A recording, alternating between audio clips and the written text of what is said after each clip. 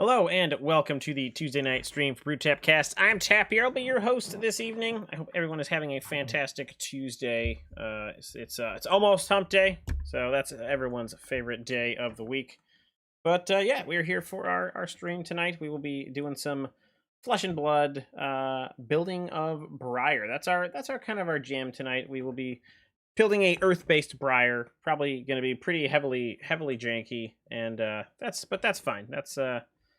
That's kind of what we like to do. So we're gonna just jam a bunch of cards into a deck and see if we can make a Earth Briar deck to start off with. I know that a lot of people are already playing on Tabletop Simulator and all that kind of stuff. I have not ever really gotten into that very heavily. I'm considering it now, but in any case, we're just gonna build something. It's gonna be completely from scratch. I know we had some ideas during the spoiler week and all that kind of stuff of how you might be able to build her and make her hum, but we'll have to see about that. So we'll be using FabDB today to do that kind of thing, and we'll just sort of see how it goes. I mean, we're not gonna go crazy. We're gonna just start off with looking at a bunch of the Earth cards and her specializations and things like that, and we'll go from there. But that's our play for tonight. So cheers. Hope everyone's having a fantastic evening.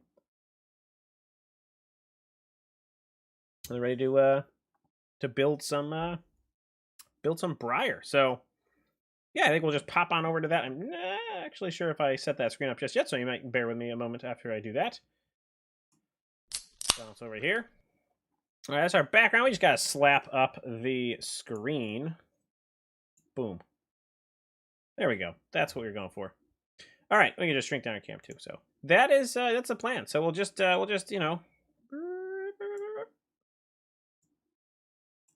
like that. Yeah, so we'll just throw something together. I haven't built from a new set yet, so I think we'll just probably look through some cards, then we'll head on over to the actual deck builder and then go from there. So that said, I can't actually see the chat right now because that is silly. So I'm gonna just pop over there. Sorry about that. All right, there we go. Now I can see that kind of thing. Silly software doesn't let me see it in the thing. All right, so what are we looking for Briar? So I'm personally looking to make a Earth build because that's kind of my jam. Especially like stuff like this, like Awakening, like this just screams of the kind of thing that I'm. Can I zoom in? Doesn't actually help if I do. Boop, boop, boop, boop. That's about as big as we get. Coming from a Magic perspective, Zendikar was like the cool place for me because it was full of elementals. It was full of like the Earth doing stuff. So like this Awakening is very reminiscent of that kind of thing, and that's what we're gonna be kind of like going towards and doing that kind of thing. So this particular card is quite a nice one. So Earth Fusion. So this is a Majestic Elemental Guardian. It's not a Briar one, but just to look at the art here, like it's all about Earth, and it's that's the kind of thing that I'm looking to build with this.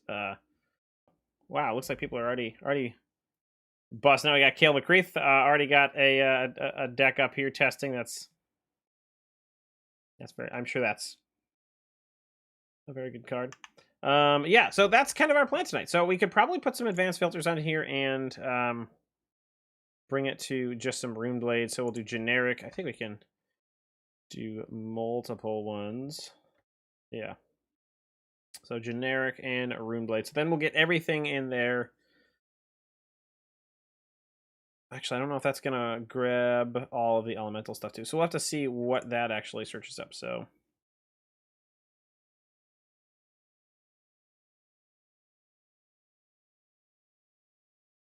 no, it does not grab all of the elemental. Oh, that's a little weird. Just is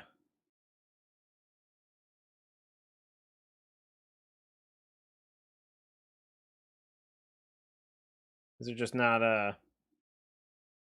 Oh, there we go. Just took a little while. Sorry about that. My bad.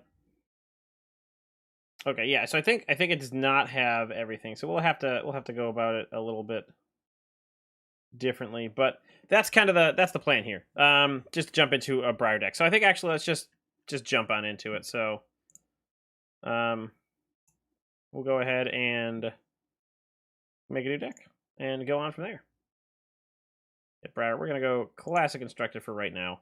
And so ultimately, you know, what are we looking for? We're looking for sort of the bigger cards that are more exciting, and then we'll actually just bring up another thing. We can search. It's easier to search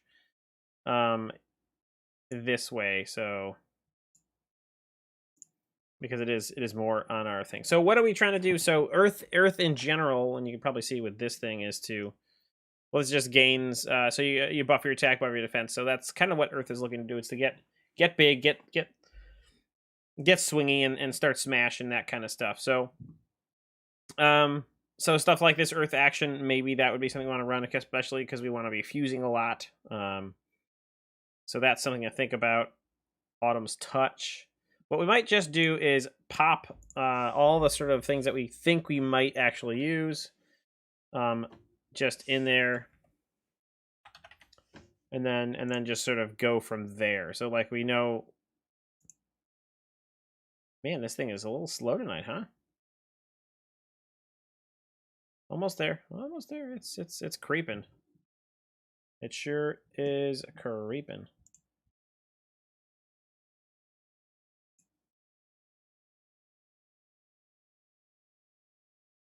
There we go. That took quite a while. I hope it's not going to take that long for everything. All right, so popping back over to here. Nothing really on this first page here, so we'll zoom on to the second guy. That's a little bit better now. There we go. All right. So Blossoming Spellblade. That looks like a pretty nice card that we're probably gonna want to have. There's Bolt and Shot. That's our Tales of Aria official preview card. Gotta love that one. Got a foil copy over there that LSS graciously sent to us, so that was very cool. So yeah, Blossoming Spellblade. So this is Earth and Lightning Fusion, so you gotta reveal both. And this was one of the ones that was very exciting because you get to banish things and play them from your banish zone. So definitely gonna want to add some of that Blossoming Spellblade going on.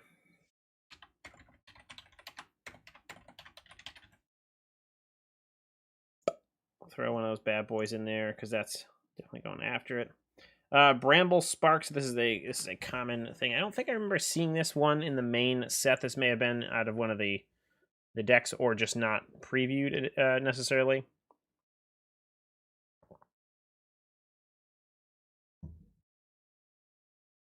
But it pumps up Arcane and a base attack. So if it was fused.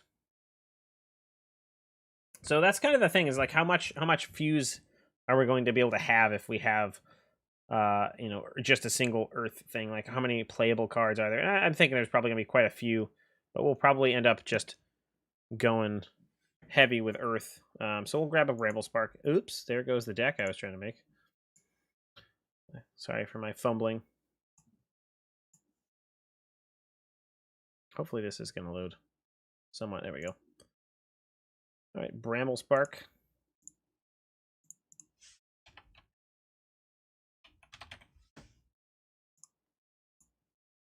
Well, we got Break Ground. That's an Earth action. So this another must be another one that just didn't get shown.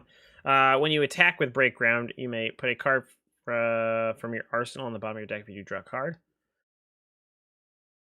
I don't really see that being something useful at this point in time. I don't like. It's nice to be able to cycle through your arsenal, but not to the point of wanting to like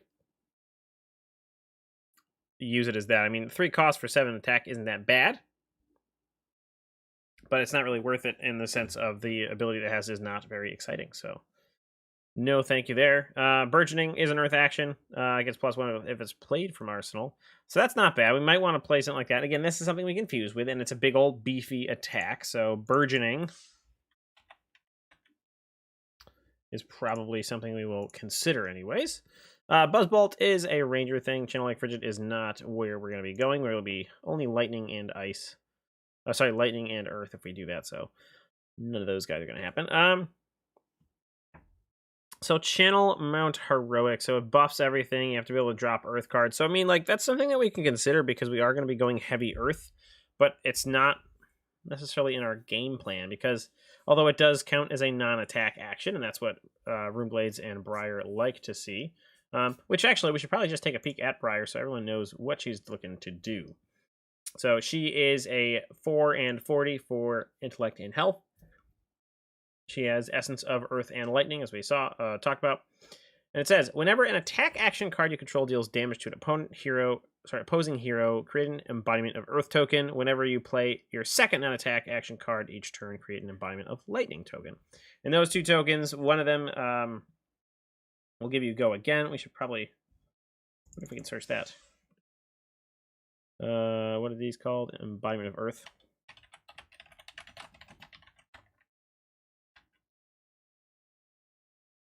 So we'll take a look at this. So the embodiment Earth says non-attack action cards you control have +1 while defending, and then at the beginning of your action phase, destroy it. So that one's not as exciting. But at the same time, this is something that can be quite useful. If you hit in a couple times and generate a couple of these tokens, they do stack. So that's something that you can maybe you get in, maybe you hit 2 or 3 times in a turn, you're getting +3 defense on any non-attack action card for when you defend. So if you have a full grip of cards and maybe you have a non-attack action, that's like a defense reaction. That's just defending with a card. So I mean, in that regard, this is very powerful, but not necessarily like, oh wow, super crazy. The embodiment of Lightning, on the other hand, says, so this is the one that if you do your second non-attack action, you get this, and it says when you play your next action card, destroy this, and the gains Go Again. So that's kind of what we're really looking to, push in hard with. But to do that, we have to be playing on attack action. So again, that's there's this critical balance that we're going to have to try to, find to really make this shine and work. And so it's going to be a little bit, hectic. But that's where we're going. That's where we're sort of trying to feel out. So in any case, that's where we're just going to go search through cards and then see what we can do. So does Channel Mount Heroic work? Well, yes, because it is an Earth thing that we can fuse, as well as it's going to buff things. It's a non-attack action, so it's going to make things more powerful, which we're happy with. It's going to be an Earth thing for fusing, which we're happy with. And it's going to be a non-attack action. So we can throw one of those in there for now, and then go from there. All right, these are things that don't matter for us. We're not going to get going on that. So Crown of Seeds, that's the legendary one that says once per turn instant, pay a resource, put a face down card from your arsenal on the bottom of your deck, draw a card, prevent the next one damage.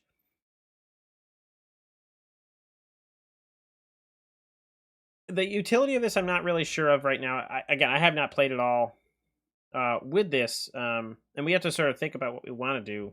But I don't know if this is something that we're going to want to play. We'd rather play something like, I'm not even sure if Crown of Dichotomy. Crown of Dichotomy, it depends on our final ratio of non-attack to attack actions, but we might just want to go with something like a Skull Cap. I mean, I don't know Skull Cap, but you just play something that'll block and maybe have some Arcane Barrier or something like that. But because we don't really know what we'll be doing, we can throw it in there and see what happens, just because why not? I'm sure there's something that we're not seeing as far as how that goes. I feel like Crown of Dichotomy might be better for us right now, so we'll just throw both of those in there if we can. There we go. Just because, you never really know what we're going to really want to do. That said, I'm pretty sure we're going to want to play the Duskblade. This thing looks pretty bananas. It's the thing that's powerful is, yes, you just have to dedicate one resource to it, and it does not have to hit. So that's where the Dawnblade was really important, is if it doesn't hit, you lose the counters. This one, you just have to attack. That's all you got to do, is just attack. And that's how you get the counters. And to keep them, you just got to play an attack action card and a non-attack action card, which, again, if a Runeblade isn't really that hard, it really gets, it's just going to, all the counters going to fall off if you end up being, pushed, like a lot of pressure on you. But again, that's kind of what her ability, sort of, it's really this roller coaster of, or a snowball effect, I really should say, because as the more damage you do, the more defending you can do. The more defending you can do, the more damage you can do. And sort of just like this escalation of like being able to swing with multiple weapons, defend, play these things. So I almost think you might want to have more non-attack actions and use your sword as a basic line of play. And that's something that I'm really interested in, because that is a cheap attack. Yes, there's attacks that are 0, but Duskblade seems like a very powerful way to slap some damage around. So we're definitely going to put a Duskblade in here. if we... Oops, Duckblade. That's not what I wanted. So that'll definitely help us keep that momentum going if we find that we are faltering. But now, so we do... Again, what we're doing here is just like dropping one of every earth thing in there so we can see what there is, balance it out, and then go from there. So... So here's a non-attack action. The next attack action card you play gets +5. So these are the kind of things that we might want to do. This is on the expensive side. We'd rather something a little bit cheaper, whether it be a 0 cost or I guess 1 cost might be better. Just because what we're looking to do is to have a lot of attacks in a single turn, a lot of actions and a lot of attacks, or at least a couple non-actions and then an attack action. And so a two cost thing. Although yes, a pump for 5 and being an earth thing, so confused, is spectacular. But it might be a little bit too expensive.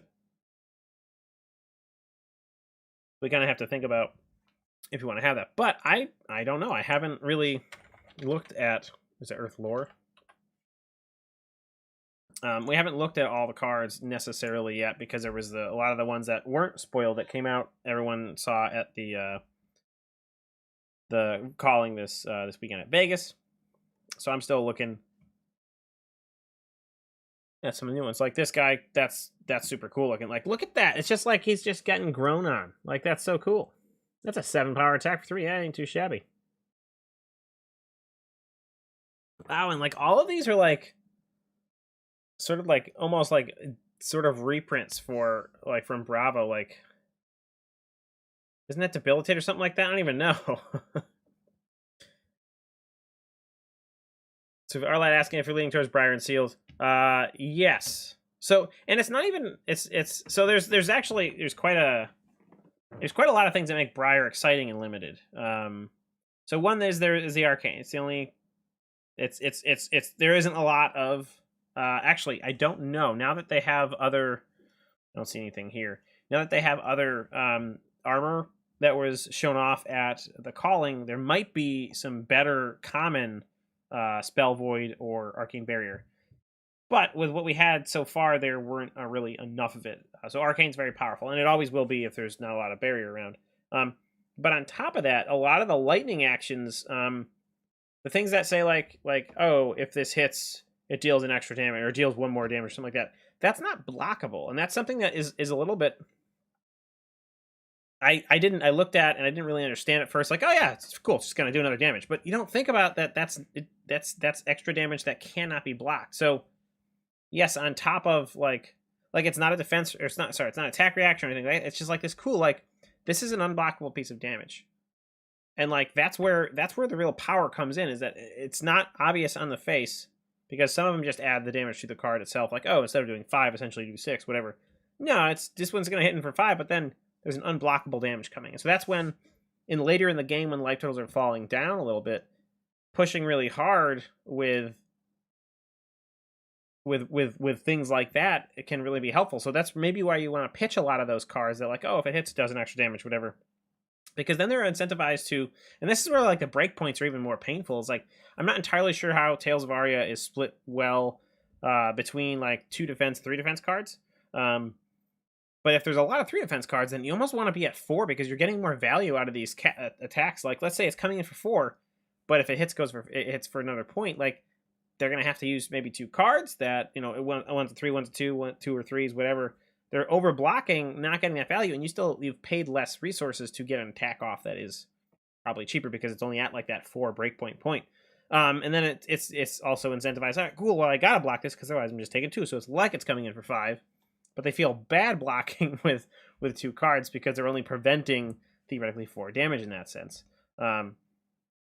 So yes, I do think that Briar is very strong and sealed, but I'm not going to force, like I got a pre-release on Saturday. I'm not going to force just like, oh, I'm going in Briar. I mean, yes, if the cards are there, I'm going to do it. But if I get a better build of of Oldhim or Lexi, although I'd like to force Briar because I think it is inherently powerful.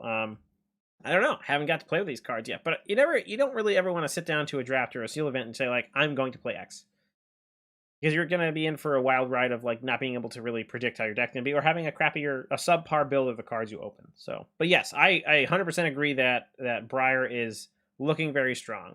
So Green tokens are better than go again. Couple get Lexi. My plan is if I get more lightning, I'll play Rune, more ice guarding. That's a yeah. I mean, and that's the good thing is that there's a lot of these that you can play. Because there's 2/3 of the elemental things that any guardian or any hero can use, and so that's where you'll probably get a bunch of stuff. I don't remember if there's actually any generics. I know there's generic like guardian and generic ranger and generic runeblade, but outside of generic armor, I don't know if there's any straight generic stuff yet. I don't really remember, but yes, the it's a Ultim has also got a very powerful effect because you're allowed to strip cards from your opponent's hand. It's not fatiguing them, but it's allowing them to not have as much ammunition in their weapons per se. So, but yeah, I think that the Ice Guardian is great. Being able to have that sort of control with heavy hits can be very strong as well. Briar, I think, is less controlling and more, I guess aggressive, being able to sort of hit in for large amounts of damage and also go wide, so tall and wide theoretically. And then Lexi is a mixture of like this weird mixture of like I could slow you down, make things cost more, or make you discard cards, and then also have a really wide set of attacks. So yeah, I'm really looking forward to the seal this weekend. So glad to get my hands on some cards. So let's just throw Entwine Earth in here just to get that on there. There's a lot of slowdown here on the FabDB tonight. I wonder if everyone's using it because of the new cards out. So let's keep on looking. So one thing that I'm interested in, particularly in limited, because if you don't have a huge amount of cards that are awesome, superior playable cards, get stuff like Evergreen here. So this is a 3-cost 7 attack, defense for 2, earth action. Attack says, if Evergreen is played from your arsenal, put it on the bottom of your deck when the combat chain closes. So we used to see this kind of thing as if it hits, like you have the overloop, like, oh, if it hits, put it on the bottom of your deck. This just straight up says, no, you can just go ahead and put it on the bottom. And I think this is where there's some power in Earth in general for Limited, is because you can go a little bit longer. Yes, this only blocks for 2, and that's a major downside when you're scrapping out every point and every card matters. But maybe this is not the one you use. Maybe you pitch your explosive growth to pay for this rather than the other way around. Even though your explosive growth can block for 3, you and maybe you'd rather play that because it works. Like maybe it's better to.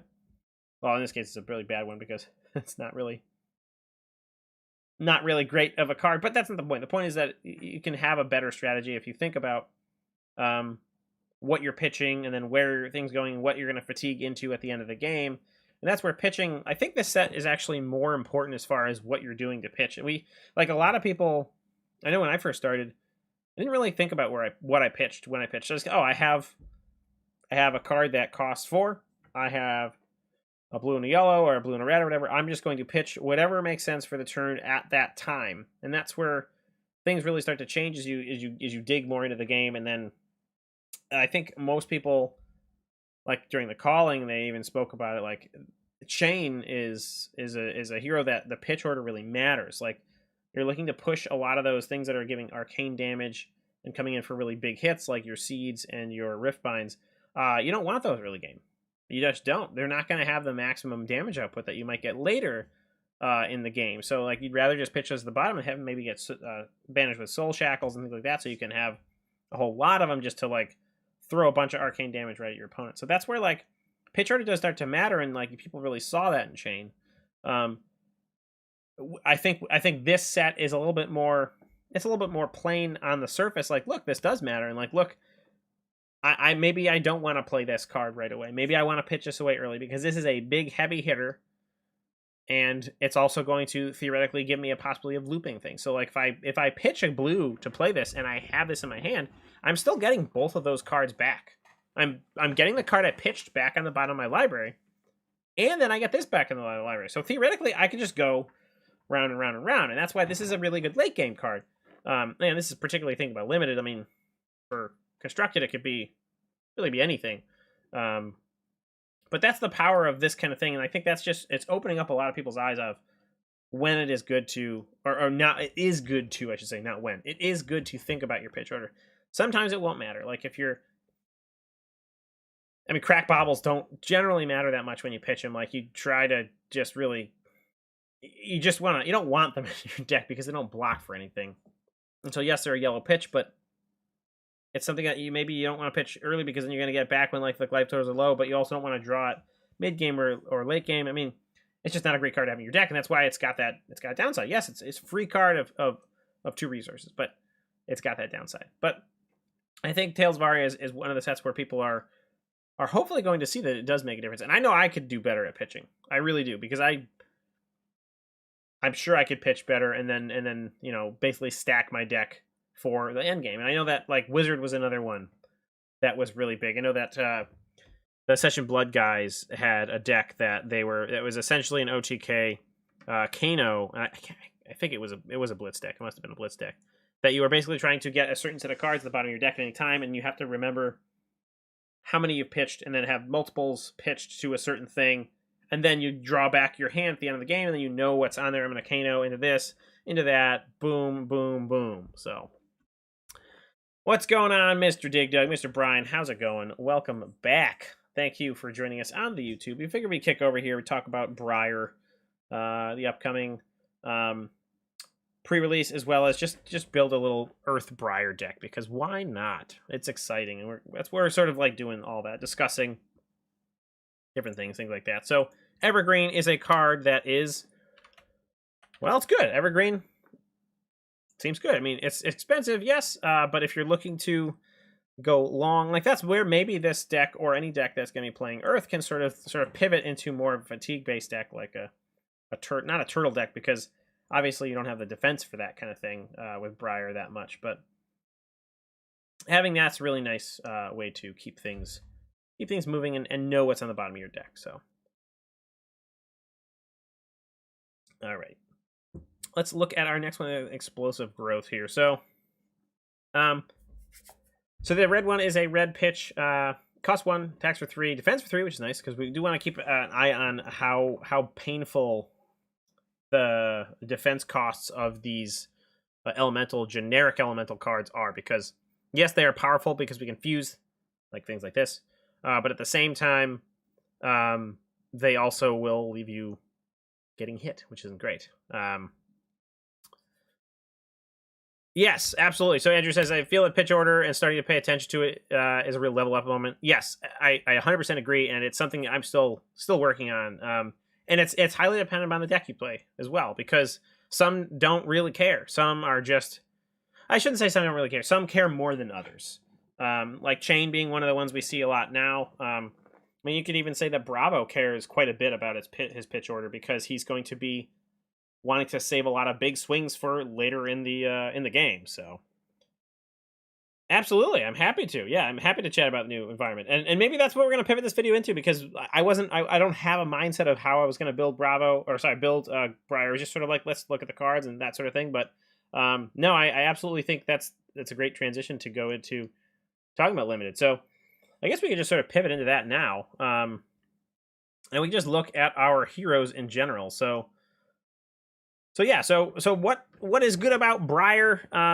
So we can look at the Blitz heroes, actually, is what we should be looking at. Actually, we could also go over the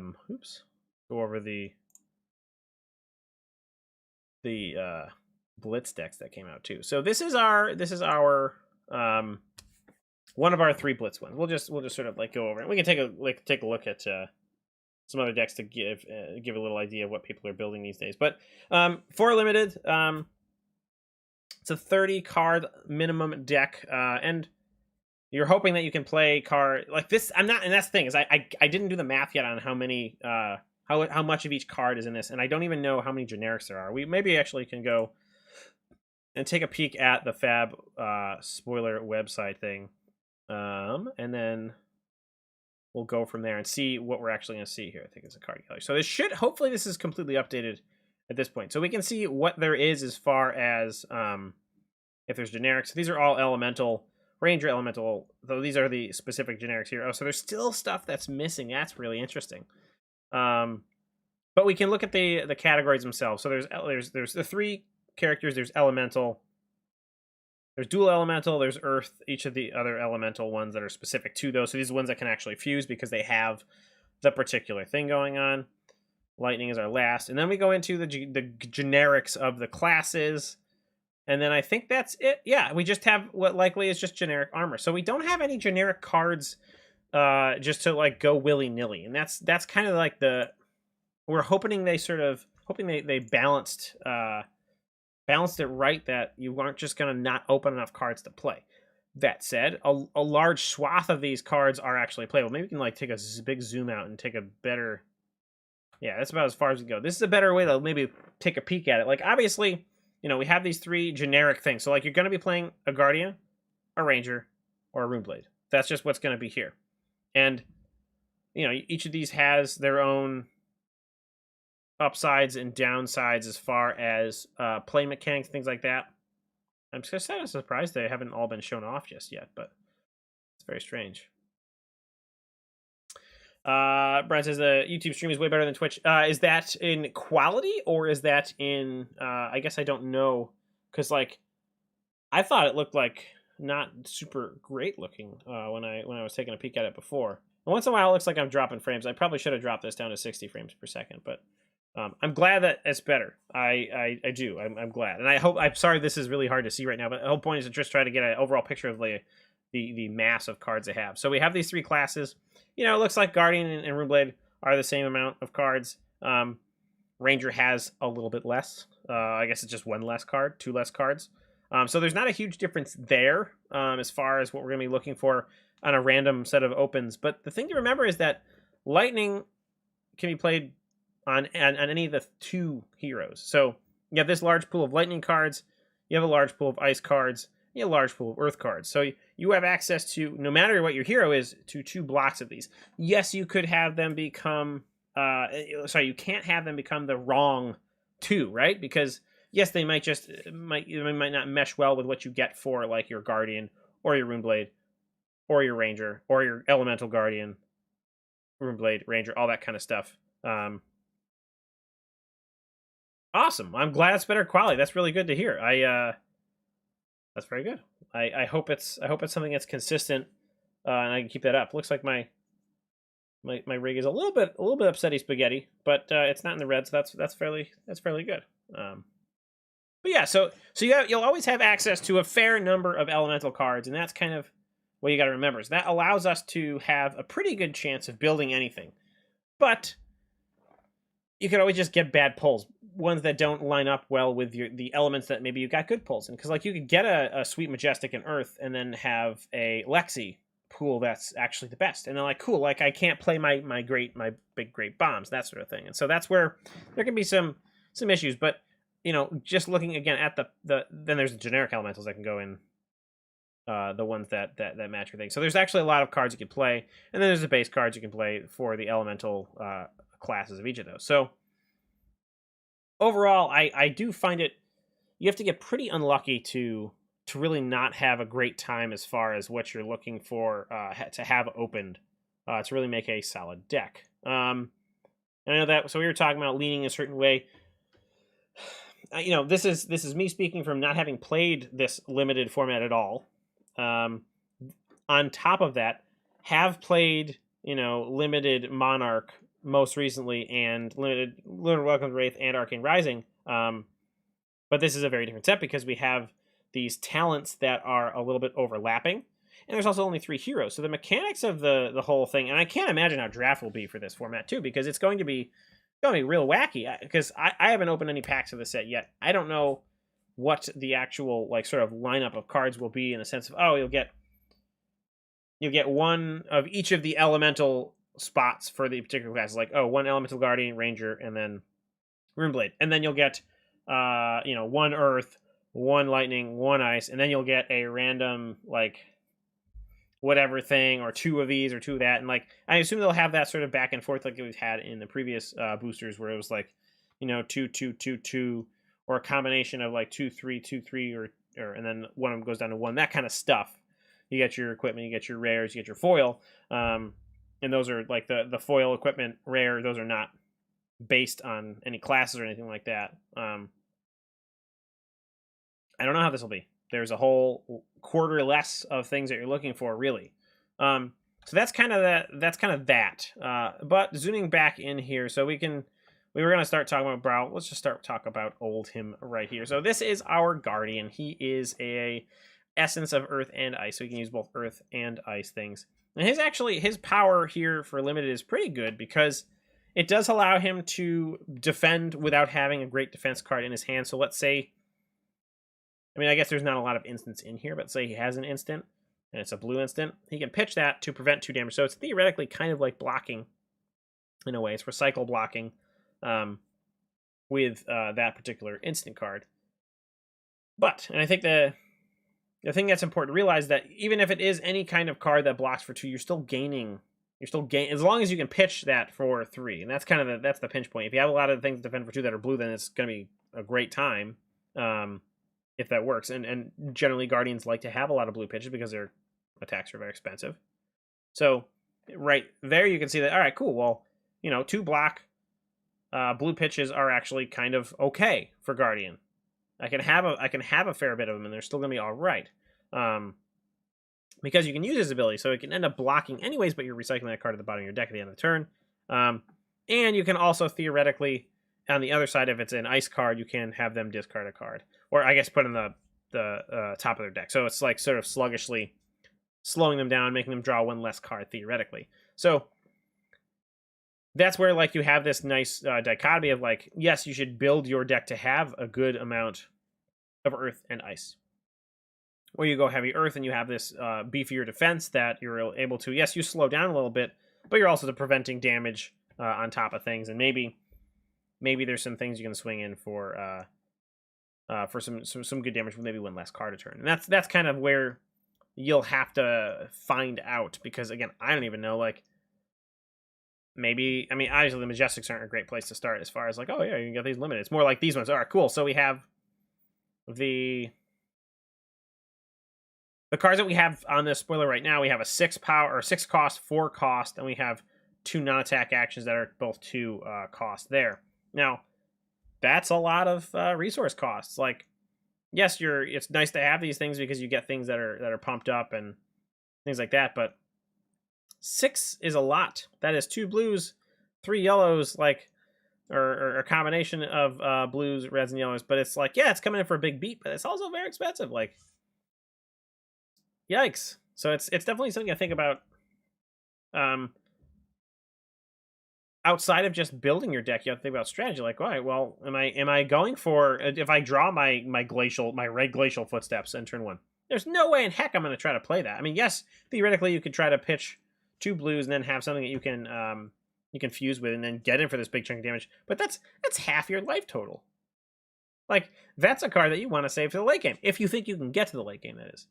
Because then it's like, cool, like, what are you at? Oh, you're at 5. I'm at 5, whatever. Cool.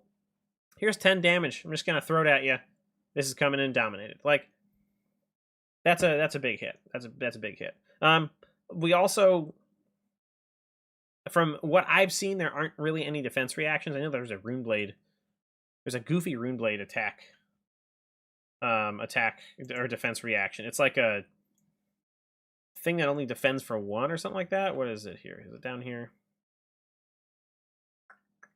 I guess we'll have to go back to this one. And then let's just, I think it was a Runeblade thing. Just a plain Runeblade thing. We'll see what it is. It was like this weird defense reaction that didn't even do a whole lot. No, that's not. Something like Sigil. Oh, there's a second page. Hold on. Yeah, so we have this Sigil of Suffering. So, great. It's this defense reaction that defends for 3. Deals 1 to arcane damage, and then if it dealt arcane damage this turn, it gets +1. So, theoretically, it's the best it can be is a free 4-cost defense reaction, which isn't bad. I mean, it's a flake flack. That's not too bad, and it can deal with damage. So, like, yeah, it's okay. But I want to say there aren't any other defense reactions. I guess we could have actually searched. I can I unselect? Is there defense reaction here? So defense reaction. We can just search for defense reaction. So there's one outside of. Oh, that's weird that it didn't come up with.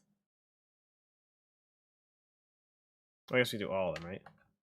Select all defense reaction. There we go. So there are. So I did not know. So each one's got one. So there is a single copy. They're all at rare. So you're not necessarily going to get a lot of them. So just like we saw in Monarch, where there was literally 0, except for some majestic ones, I believe.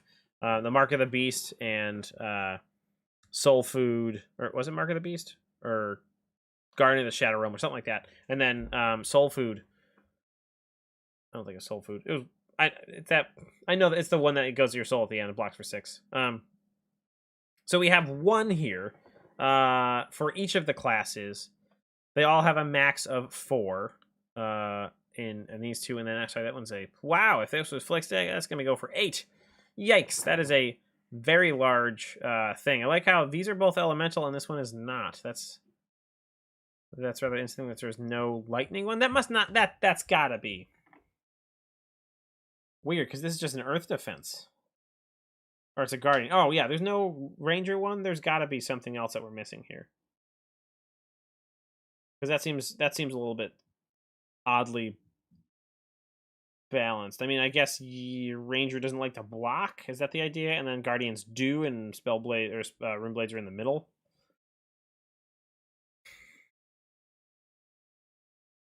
It's a little suspicious.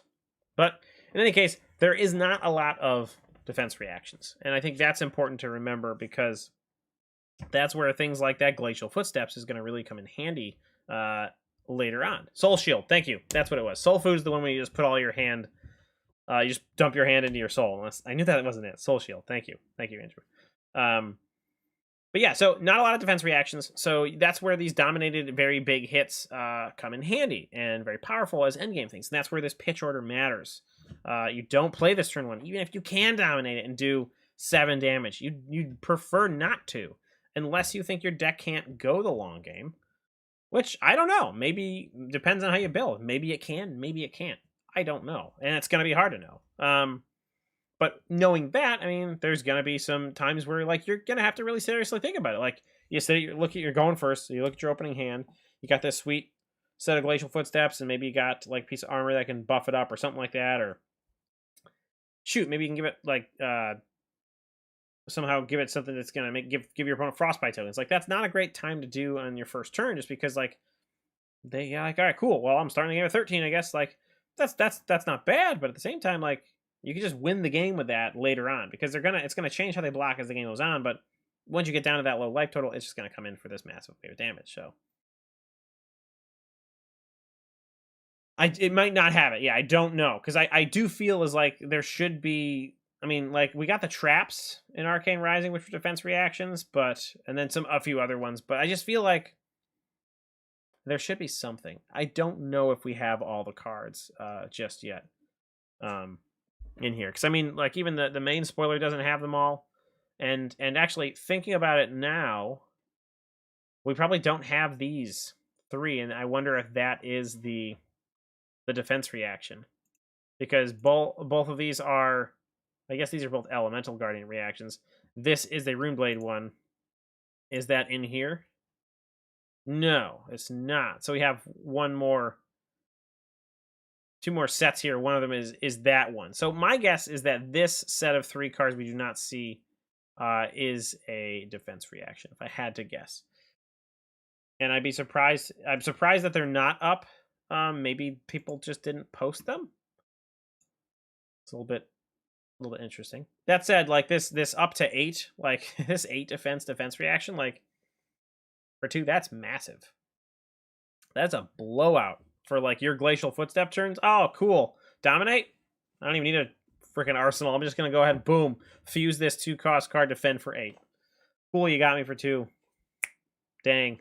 You spent 2 cards pitching and 1 card, and I blocked it out with a single card that, yeah, I had to pitch for and reveal for, but yikes. So that sort of puts you at an idea of what maybe is the case of what could happen there. So let's go just take a look at our heroes again. We can uncheck that. I don't know if I can. There we go. Uncheck that. guess I could have unchecked all those, and that. Oh, maybe I should try that. Yeah, let's try this because I hit none. Maybe that'll change the thing. Now if that just added this Pulse of Weisenloff because it doesn't have a class there, so who knows? You know, search engines, they're crazy, right? So let's just go look back at our heroes. So yeah, so we're talking about Oldhim, and again, that defense reaction is quite nice because if you can build your deck well, and we're hoping that you can, because in the 6-packs you'll get a bunch of different elements. You can pick and choose, hopefully at the time of like, cool, do I need to defend some damage? Like, do I need to do this, or do I want to slow my opponent down and defend damage that way? Because like they're doing sort of the same thing. I mean, whether it's preventing someone of putting a card in their arsenal spot, which is essentially denying them a card, and that's important, or do I need to prevent some extra damage? So, but again, by making them slap a card on top of their library, you're defending for extra damage. Theoretically, they have go again. So there's definitely an upside of playing against the lightning with this guy, because he will allow them to maybe be a little bit slower on the draw. Yes, the the Oldhim or the Grandpa Krampus mirror will definitely be a slugfest. And like, yes, I mean, what's that? Have we seen the common? We saw the common hammer. I'm surprised that's not here yet. That's got to be here, right? I'd be amazed if we don't have that yet. So we have that. So this Titan's Fist looks to be, yeah, that's our token weapon. So at the very least, you'll be swinging for 3, and if you have a cost, so it has the Anathos sort of thing, but it's just is a single card with cost or greater, gets +1. So it swings for 4 or 3.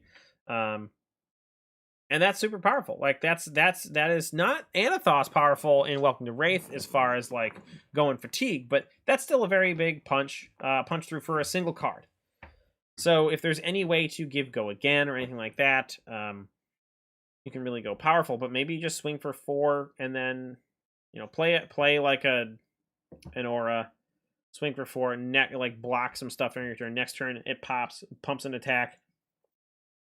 Swing for more than 4, who knows? It's definitely got some excitement behind it.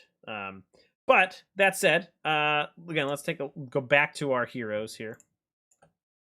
So yeah, that's kind of where the Oldhim will be. I think it doesn't matter like what format you're going to be playing.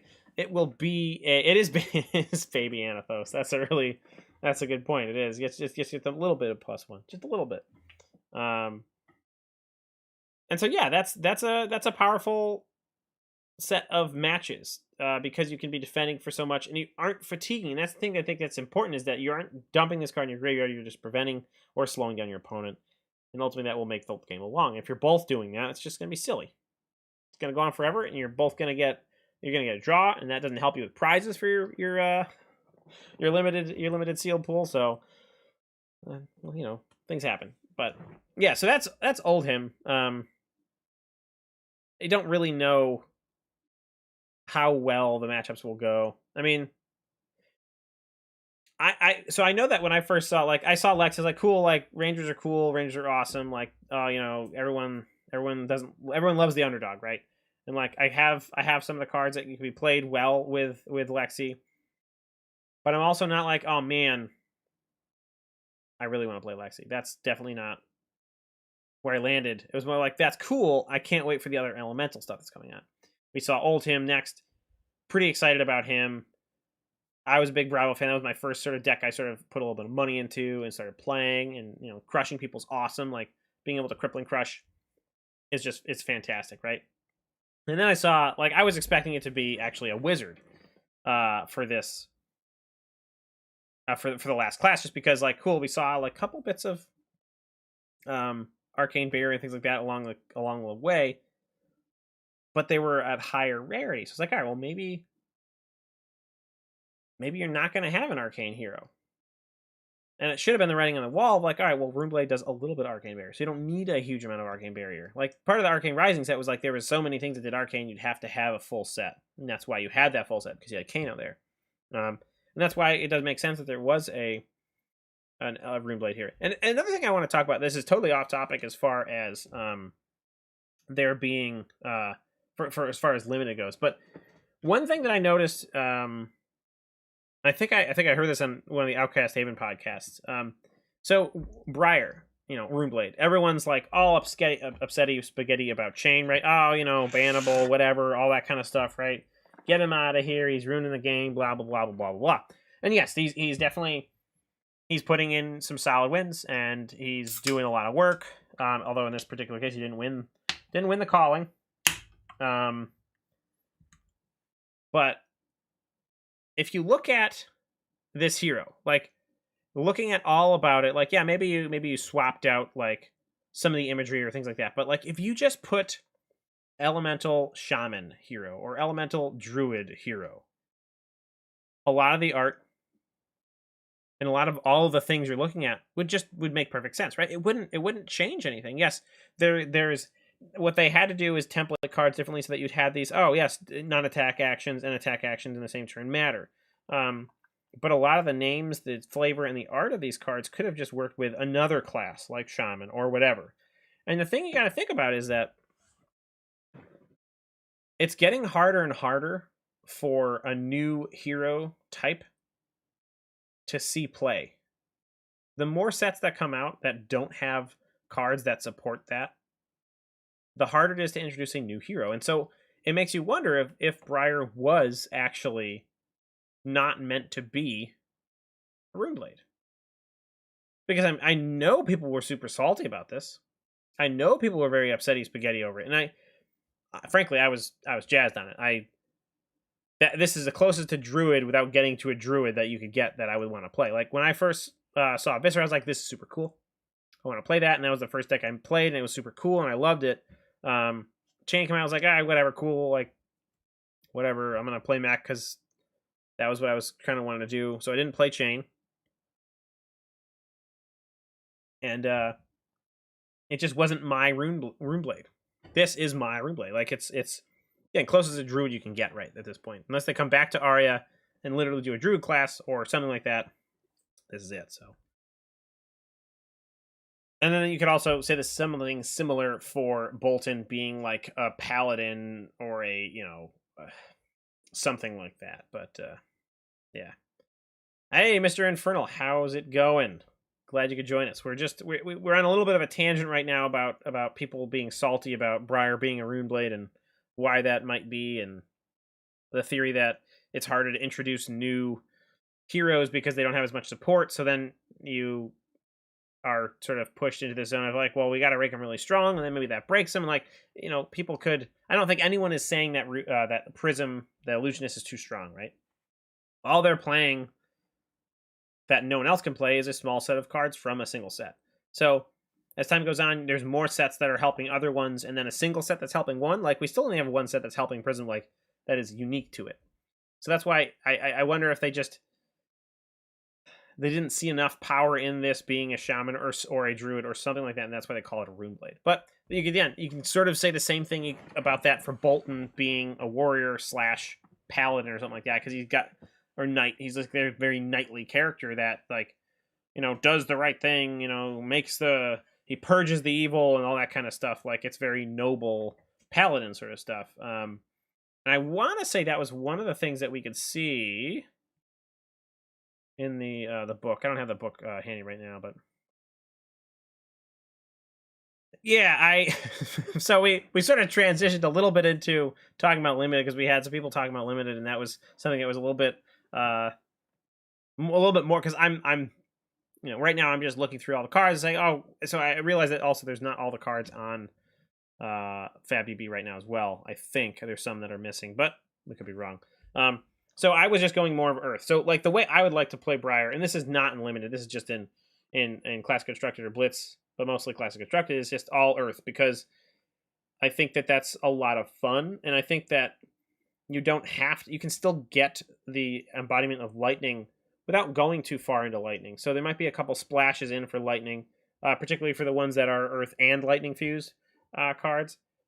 In that regard, I do like.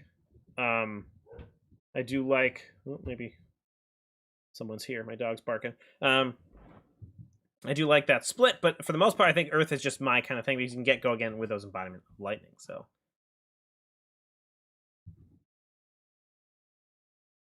That's yeah. I mean, guardians are very paladin-esque. And I mean they're yes, because they're like they boldly go forward and defend the honor or whatever. You know, they guard things, right? That's kind of sensible. And they're able to sort of heal themselves, self-sustain. I totally get that. But it does make you think about if they did tweak things as the game was progressing. Before these sets were released, maybe when the card files were still manipulatable before they went to printing and all that kind of stuff, I do wonder if they had different ideas. But ultimately, like the other things that sort of like were a little surprising was like they didn't make they have the other weapons that you got in this set were elemental. I mean, I guess this token one is cool. Like, no, Bravo's not going to use Titan Fist. He's just not going to. He just doesn't care, right? Does not care. Why is it that both Ranger bows are elemental? The better of the two Guardian things is elemental, but neither of these are elemental. It is to me it is curious as why they did that, and I don't know how do you maybe add that elemental spin on it. Maybe that's why they didn't do it. It doesn't even matter to me. Like I friggin' love this Dustblade. Like I love that dichotomy of like, cool, you have like the Dawnblade and you have this Dustblade. I mean, I wonder if this was supposed to be Shane's weapon. Like, and they made Galaxy Black because this was supposed to be Shane's weapon. Because that's what makes a whole lot more sense to me. Right? Although I think there's a bunch of history behind this weapon, that it was someone who used to be like a Solana person, and then I think again that's Briar's story. I haven't read it yet. I'm sorry. I'm terrible. I know. I hadn't got around to reading it, but that might be part of that story. But either way, I just love that they included that weapon. Why they didn't make elemental? Maybe that's because of the initial. It was a Solanian weapon, but the Rosetta Thorn probably doesn't need that. I don't know. At the same time, like if you was a druid, druids aren't supposed to use metal. Like this doesn't look very metal. This is obviously metal, so they couldn't do that. But that's neither here nor there.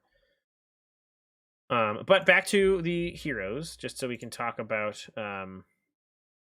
the heroes. So we'll talk about Briar and Limited now. Or I guess we'll talk about Lexi, and then we'll go to Briar and Limited. So Lexi says, so she's a 4 and 20, just like we saw with all of the heroes in this particular set. So it's Essence of Ice and Lightning, so we can use both of those. It says once per turn action, turn a face-down card in your arsenal face up. If it's a Lightning card, your next attack this turn gains go again. If it's an Ice card, create a Frostbite token under your target hero's control. Go again.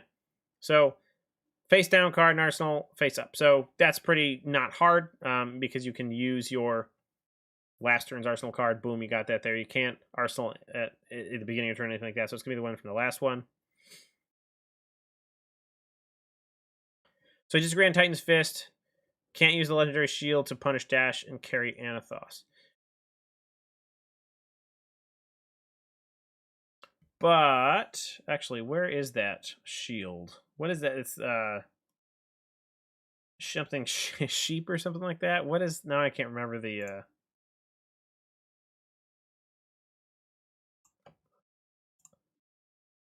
So Rampart of Ram's Head. So it is it's a particular Guardian thing. So I guess yes, theoretically you could have Titan's Fist going in with with Bravo, but ultimately, do you really want to do that? I mean, part of what's great about Anathos is that the way you build him, especially what people are building now, like with the Zealous Beltings, like if we're thinking about Classic Constructed, I should say, people are throwing like theoretically 9 Zealous Beltings into their deck because it's easy to get stuff that activates that go again, right? And then maybe you've pitched enough cards away that you can't swing with, or can't like throw another attack out because Guardian attacks are very expensive, but when you swing the Anathos, like I do think that's very powerful for Bravo at this juncture. What this set will add, I'm not sure. But it still is a little bit confusing to me why none of the Runeblade stuff are elemental. That's really the thing, is I guess how can you make it elemental spun? But I don't know if does the shield really help against dash though, because it is just 1, so like you're still getting shot once. Like for 1 point, because it's only 1. I mean, yes, it's cutting the damage in half, and that's a pretty big deal. And it works the entire turn. And if they break the chain, theoretically, you could pay again, and then it would be up to 2. So maybe that's what you mean by that. I'm not sure. It's an interesting thought, though. I didn't actually think that Bravo would be using that. All I've been thinking about with Bravo is Torn Asunder or Tear Asunder, just because it would just be like you can just make anything a Crippling Crush in Bravo, or make a second set of Bravo Crippling Crush.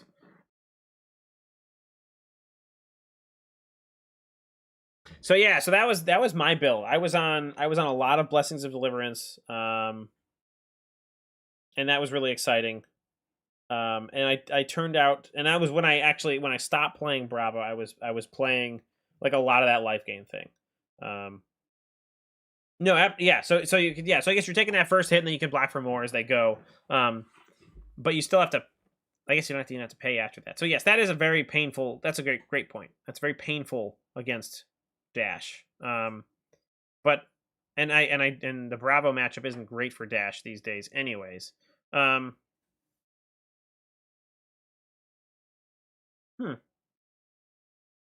I guess you throw it in your sideboard, but you're never going to really choose Titan's Fist unless you're going unless you want to have this big old beefy shield. Yes, there is a more consistent way of. Actually, I think it would still work with Zealous Belting, though, wouldn't it?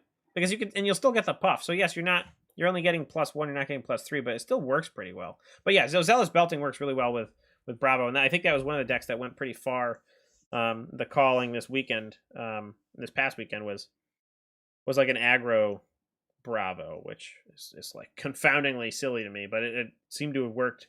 I think the guy's record at the end, he was only like X and 2 at the end of the tournament, but that's not too shabby for a Dash Bravo deck. But yeah, no, that now that you mention it, it gains it for the rest of the turn. I didn't even think about that.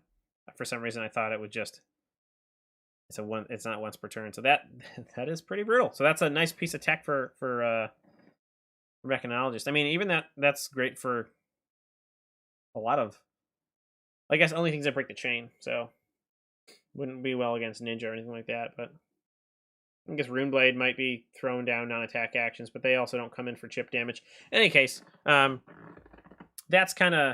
makes a lot of sense.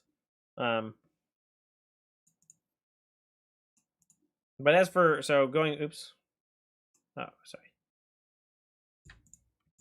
back to our heroes to talk about. So Lexi for limited. So it's about so we should also look at Shiver. My apologies. Look at weapons. Keep unclicking that. There we go. So what does Shiver do? Shiver puts a card, put an arrow from your hand face up. So you can't Lexi the Shiver thing. And that's not great. But at the same time, you're going to probably have a bunch of arrows. And you want to shoot arrows out of your arsenal. And so that's where the glory of that of the bow comes in handy. So really it looks like your minimum sort of thing is like, I want to leave a card in my hand to arsenal so I can go again next turn, or I can give a Frostbite token, whichever I can sort of play at the time. So I have a card to turn face up. Boom, gets go again. I can Shiver it as an instant into my arsenal, and then play out another one, and it's going to get +1 or dominate, however you want to do it. And you play around with cards that can give you go again if the card is pumped, like our preview card, so you can't see that at all. But Bolt and Shot. So Bolt and Shot was a card that allows you to give go again if the base tower is higher than that. So stuff like that is a way to get wide here with Lexi. So then you go on to the cards and things like that, and a lot of the ice cards are going to be causing frostbite damage. There's some that allow forced discard or resource paying, things like that. And so, we talked about Oldhim having this nice combination, and I think we still have that with Lexi as well. I mean, you can shut them down on certain turns that allow you to, and that's why this is a very elegant way of building these heroes.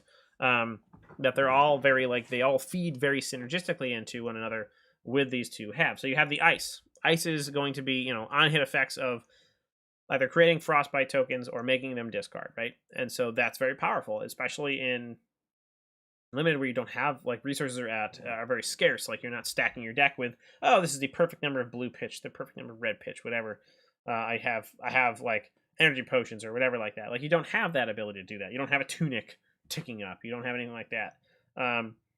So you have these ice cards that are going to throw off your opponent's resources, and then you have abilities to go wide with lightning. So you can go long and zap in for these extra points of damage that again are unblockable.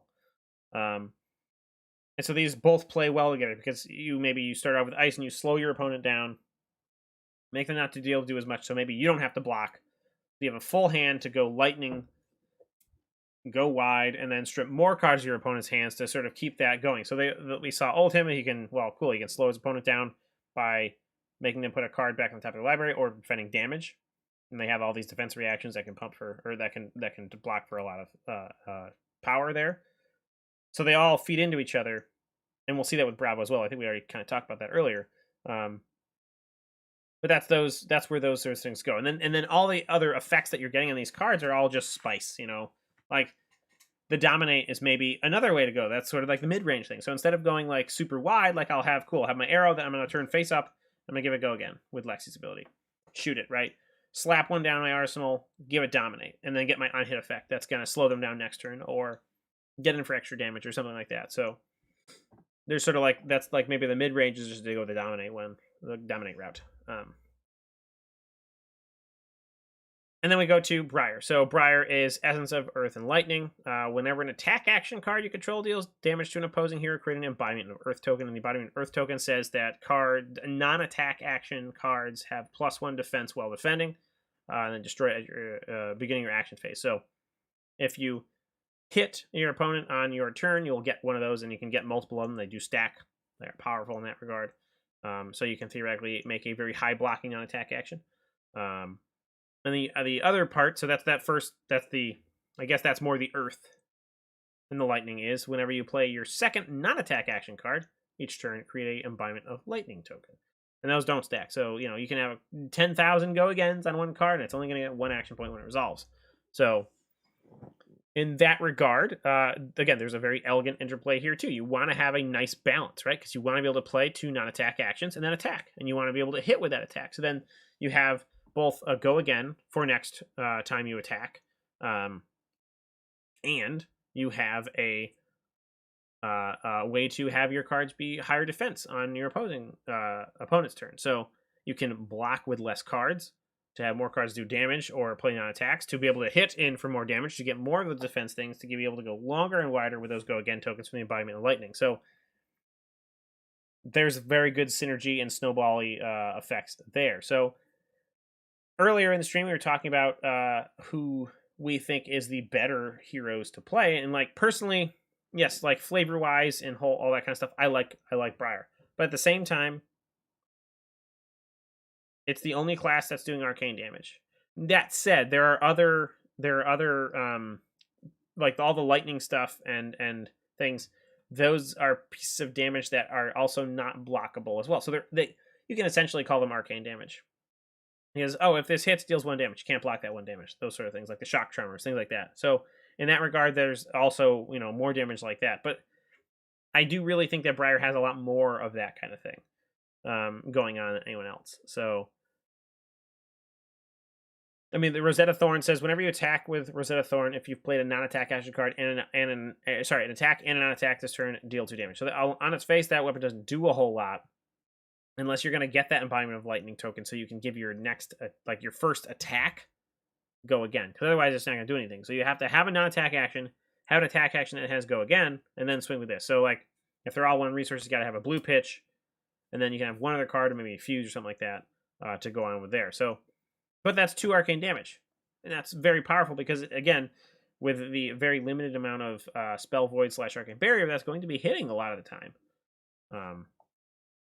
So there's really nice interplay there. So who is the strongest hero? I mean, generally they always sort of they balance them well. They are talking about this being the most excited limited format that they've released so far. And I wonder if that's because there's only three heroes, and they're all sort of sharing these subtype elemental talents. So overall, I think it's actually very exciting, and I'm really looking forward to it. So yeah, what do you guys gonna play? I mean, Briar is the flavor win in my opinion, and I also like her for the arcane and the sort of weird like things that she can do with these different tokens, and then extra defense and that sort of stuff that you get with the earth. But then again, I'm gonna try to play with whatever sort of the cards give me. Yeah, what are you guys into? What are you guys looking to play if you're playing a pre-release, or if you're gonna get some packs and cracks packs with your friends, something like that? Anyone's looking for a particular, like, oh, I really like this one, or I'm looking to pull off this combo or something like that. I mean, there's some pretty sweet, like obviously a lot of the crazy cards are going to be, you know, at the mythic level, right? I think it is that what's the this card? It's not a hero or weapon. The pulse of.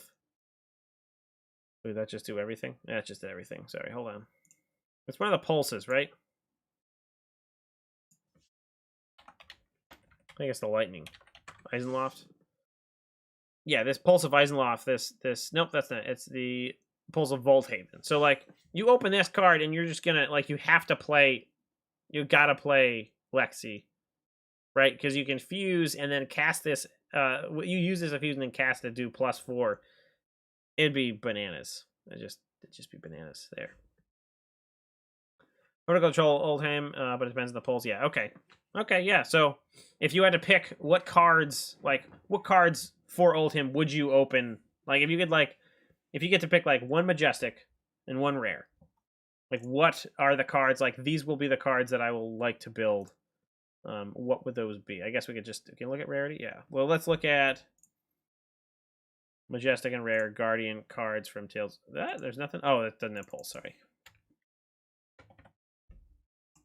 So like boom. So here we go. We have one page. So we have Awakening, Biting Gale, Embolden, Endless Winter, Oaken Old, Terra Sunder, and Turn Timber. And then we have Winter's Wail. Like the Turn Timber is like cool, that's great, but like that's not like really like wow, I'm all jazzed about that, right? I think the thing that I would obviously want to open would be Oaken Old or Endless Winter. Those two are phenomenally brutal cards. Terra Sunder is great, but you got to have a card to play it on that's going to be really brutal.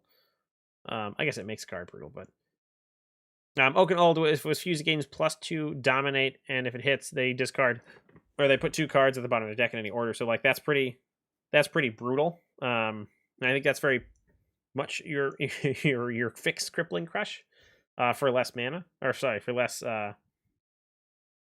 resources. That said, you have to be, it's both Earth and Ice fusion, so you have to have multiple cards to do that. So that's from a 4-card hand that you're pitching one and then revealing 2. Endless Winter also pretty brutal because of what it can do. So Ice fusion. If Endless Winter was fused, whenever a defending hero adds a defending card to the chain link, create a Frostbite token. So if they defend with more than one card, they get that many. If Endless Winter hits a hero until the end of their turn, whenever they activate an ability, create a Frostbite token. So very, very painfully brutal. Oh, okay, yeah. I meant...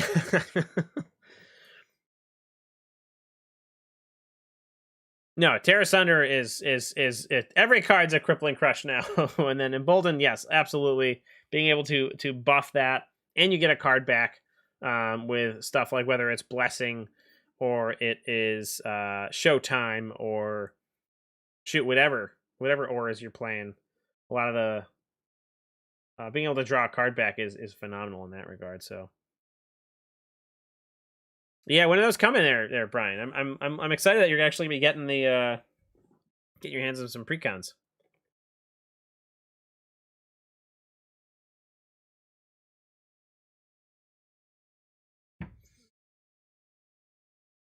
That is very interesting. I didn't actually realize that said Guardian attack this turn. It is so yeah. It's literally everything is a Crippling Crush because you can even do it with your weapon. That is that's gnarly. Yeah, no, that's a great card. I agree. That's really consistent because you don't. Yeah, there's no real downside there, and a defense for 3. It's blue. Very nice there.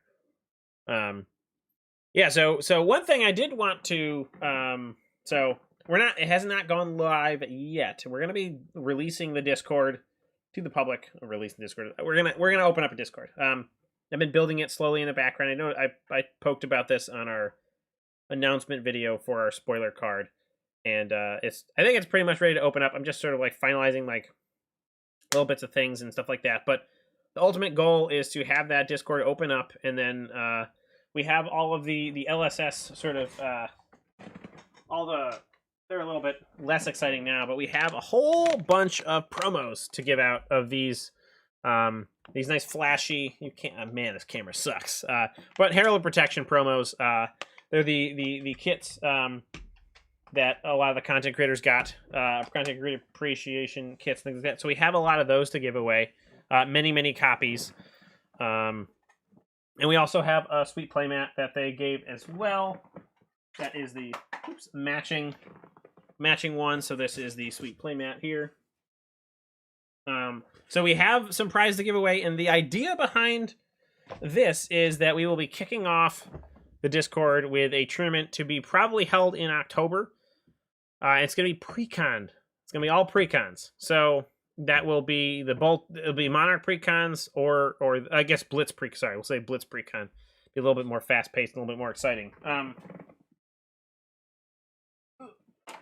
So yeah, that's sort of the ultimate goal here, is to have that go live sometime in the month of September. Try to get enough people around to run a little tournament in the Discord, and then give out some prizes, and try to get someone to win a playmat. So, with that said, hammer time for 9 with Dominate. Yeah, that's pretty gross, actually. I'm not gonna lie, and it sets up perfectly. You play this, you pitch 2, you got a card to Arsenal, or you defend with 1 last turn. Yeah, that's a smooth move. That just sets you up for more momentum. So yeah, so definitely, Brian, make sure that you are paying attention to the I guess, I don't know. You'll know. Don't worry, you'll know. But yeah, we'll have a better idea of when that's going to release. Hopefully, I'm hopefully trying to finish up everything and release this weekend. Probably throw a video out to talk about how the pre-release went, anything sweet pulls we got, and then just sort of a release of the thing. So excellent. Glad to hear everybody by Saturday, so you can start getting some reps in there, see all the cards, have excitement built up, and then get used to it. And then that's kind of what the Discord's for, is all levels of play, obviously, but we have reaction rolls based on where you think you fall, like beginner, intermediate, advanced, all that kind of stuff. And then you can sort of try to find matches for that. So that was one thing that when I first started the game, going to the Discord, the major Fab Discord, it was hard to find people who could play at my level, and like, what was a budget deck? I mean, like a budget deck, oh cool, well, like pick a crappy hero, and then that deck's budget, even though it has like all these legendaries and like majestics and things like that. So that's why the precons are great. But it's also finding people that are on the same level as you. So being able to like just ping like, hey, I'm an intermediate player. Like I've been playing for a month or 2 now, and like I get the basics, and maybe like I don't see the sweet combo lines, but I can like defend my own pretty well, whatever. And then you can ping intermediate players for like, I'm looking for a webcam game or something like that. So that's kind of where that's sort of targeting right now. But yeah, so I think that's probably where we're gonna end it. I mean, we talked a lot about these heroes. We didn't get to actually building Briar. Maybe we'll do that another week. I'm not entirely sure. Next week, I think, is gonna be, I think Innistrad, the Midnight Hunt, the new Magic set's out. We're probably gonna play some of that. I don't know. It sort of depends on how, like, if I'm still running on a nice high from the pre-release of Fab, and want to talk about that, which is very likely. But I don't know. We will have to play it by ear. It's also possible that Arena will be totally a crapshoot and not working, because it's already not working and they haven't released a new set. So, we'll see about that. But that is the plan. Going ahead, we can pop on over to our little exit page here. I realized how uncentered I was here in this frame. Yeah, so that's the thing. So coming up, we'll be releasing the Discord, which hopefully will be a hit, and people will actually want to go and find games of the right difficulty level. Because again, I think that's something that was lacking. One other thing, and I have to make a note because I keep forgetting, we're also going to try to organize some goofy tournaments as well, which would be more along the lines of commoner and things like that. So I have to remember. I keep forgetting that I got to put a room in there and talk about that. So and then the ultimate goal also would be to try to get some a ban list together for a budget format that isn't based on like whether precons or being commoner and things like that. So having a custom ban list could be something that, as a community, we can come up with. And so I think that's sort of where we're going to pitch this at for right now. So if you're into any of those things, if you're into trying to use all those many bulk commons that I'm sure you have lying around, if you've bought a box or two of this game, that's a way to harvest those, use them, and maybe play some heroes that you weren't thinking that were playable, or that you haven't tried before and you didn't go and invest in some of the more expensive cards. But now you don't have to, because you can play commoner and have it be fun. So I know Kitchen Table TCG did have some information about that on there, and there's some, like, he did a couple deck techs. I have not touched it, but it looks very exciting, and I think that's a really great way to enter the game too. So I mean, I know a lot of LGSs and people online are selling these like precon, like they made precon decks, and they're they're variable, sure, but I know like a couple of my local LGSs have some very nice decks that they are playable, they are decent, they are not, you're not getting hundreds of Majestics or anything like that, but you're getting powerful cards that can actually work. So in that regard, I think it's something that's very cool. So we'll have community built that's another thing, community built ban lists. We have commoner, that sort of stuff. We're gonna, like, there's all that. I don't know if everyone's heard of the Rumble room out there, but a lot of the time people are challenging each other to the Rumble in the Rumble room over. I think it started in New Zealand. That room there. Always do a pre-con Rumble. See if you can cut your teeth on some sweet low powered decks to see what other people can do with those silly decks. And I have to say, they were really well built in Monarch, and I'm very excited to try them out in this set as well. Like, we played a series of games against Kugane Gaming, another great creator. So those are definitely a lot of full fun there as well. Did I not see these here? Oh, this didn't pop up in here yet. Oldhim Earth Build, Oaken Old. Yeah, Oaken Old is definitely a very powerful card. I'm not sure when those came in there, Copy Cody. I apologize if those were sitting there for a while. They just sort of popped up on my screen there. But those are definitely very powerful cards to play in Guardian. Those are, yes, they are. Or Oaken Old is in general. Yeah, I'm leaning towards Earth Build myself. So, are you looking to ban that? Is that what you're saying? That custom ban list? I kid. But yeah, that's kind of where things are. Oh, I see that oh, okay, no, it's just my goofy streaming software decided to deactivate. But yeah, that's gonna be it for tonight. So look towards the Discord coming soon. We're really looking forward to having that be a good release. I need to get in there, test a few things, make sure people can see things, make sure the chat all works, and then we'll sort of release that out there. We'll talk about the tournament that we're going to do, so you can win some of these sweet, I guess they're last sets promos, but they're still nice and shiny and stuff like that. So we have a whole bunch of these Herald of Protection promos that'll be sending out to people. We're not entirely sure. Maybe it'd be like you just enter in and you get these promos. We haven't really figured that out yet. I say we, it's just me. I'm just trying to figure out what I'm doing here. And then we'll probably do some giveaways as well, just because we got all these things and we want to get them into people's hands. So that's where we are. So I think that is it for this evening. So check us out next week. We'll be back probably on YouTube. It seems, again, from what I'm hearing, the quality's a little bit better. And I'm hoping that Twitch also has been pooping around a little bit too. And also it's a little bit of OBS as well. Slobs is not treating me very well right now, but we'll see how things go there. So if you guys want to see anything in particular next week, let me know. But otherwise, it might be Midnight Hunt. It might be Fab pre-release stuff, sort of in the middle of trying to figure out what we want to do for right now. But that's it for this evening. So thank you all for joining. I hope you guys had a good time. I hope it was sort of exciting to hear about all that kind of stuff. Good. That's what I wanted to hear. So yeah, so I hope that it'll be fun, and I'm really looking to try to cultivate a community of people who are willing to get more people into the game, and that's why this is really tiered to set up to different levels of people. So in any case, thank you all for joining, and that'll be it for tonight. So cheers. I can't believe I didn't finish my second beer yet, but that'll be fine. So thank you all. We will see you next week. Cheers.